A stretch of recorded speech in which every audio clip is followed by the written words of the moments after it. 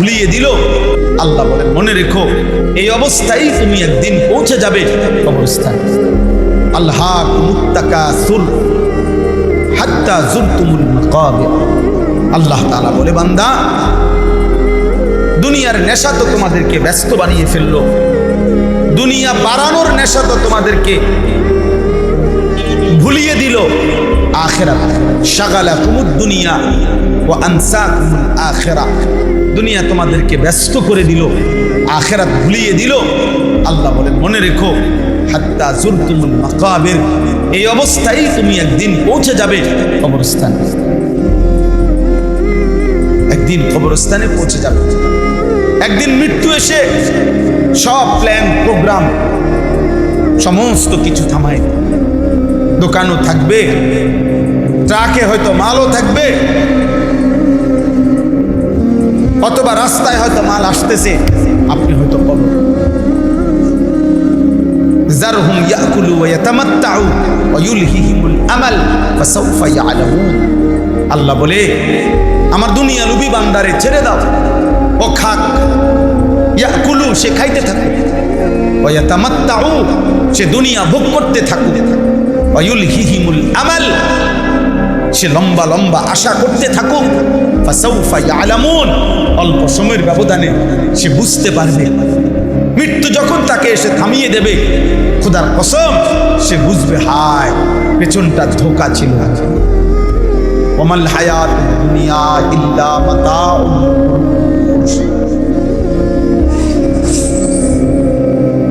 তখন সে বুঝবে লাকাদ কুনতা ফি গাফলাতিন মিন হাদা ফাকাশাফনা আনকা গিতাআকা ফাবাসারুকা আল-ইয়াওমা হাদীদ। আল্লাহ বলেন এই আখিরাত, এই মৃত্যু আর পরকাল থেকেই তুমি বান্দা গাফিল ছিলে। দুনিয়ার চোখ বন্ধ করে আমি রব্বুল আলামিন আখিরাতের চোখ খুলে দিলাম। এবার তোমার চোখের পাওয়ার বেড়ে গেল। দুনিয়ার চোখ থাকতে তো তুমি এখান থেকে আধা কিলো দূরেও দেখতা না, কিন্তু যখন কবরে যাইবা বান্দা, আমি আল্লাহ তোমার চোখ এমনে খুলে দেব, কবর থেকেই তুমি জান্নাত পর্যন্ত দেখবা, অথবা জাহান্নাম দেখবা, অথবা আযাবের দৃশ্য দেখবা, অথবা জান্নাতের দৃশ্য দেখবা। ফাবাসারুকাল ইয়াওমা হাদীদ। এজন্য বন্ধু, মানুষের মৃত্যুতে আসলে চোখ বন্ধ হয় না, চোখ খুলে। আমরা দেখি চোখ বন্ধ হয়েছে, আল্লাহ বলে না ফাকাশাফনা আনকা গিতাআকা।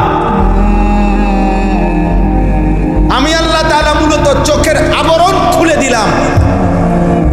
তুমি দেখছো চোখ বন্ধ হয়েছে, অর্থাৎ ছোট্ট এই দুনিয়া, এখান থেকে চোখটা আড়াল করে দিয়ে অনন্তকালের লম্বা আখিরাত তার চোখের সামনে খুলে দিলাম। এবার সে কবর থেকেই জান্নাত দেখে, কবর থেকেই জাহান্নাম দেখে। নাফরমান কবর থেকেই জাহান্নামের আযাব দেখবে। আর খোদার কসম হাদিসে আছে, জাহান্নামী নাফরমান বলবে ইয়া রাব্বি লা তাকুমিস সাআ, হে আল্লাহ কিয়ামত যেন না হয়। এমন কবরে এমন জাহান্নামে কেমনে থাকবো রে বাবা, কেমনে থাকবো?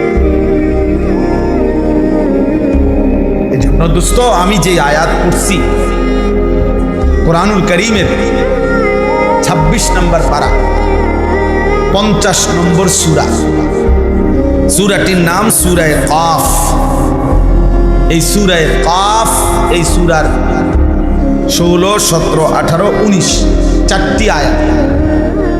এই চারটি আয়াতের চতুর্থ আয়াত, প্রথম 3 আয়াতে আল্লাহ তাআলা 5টা কথা বলছেন।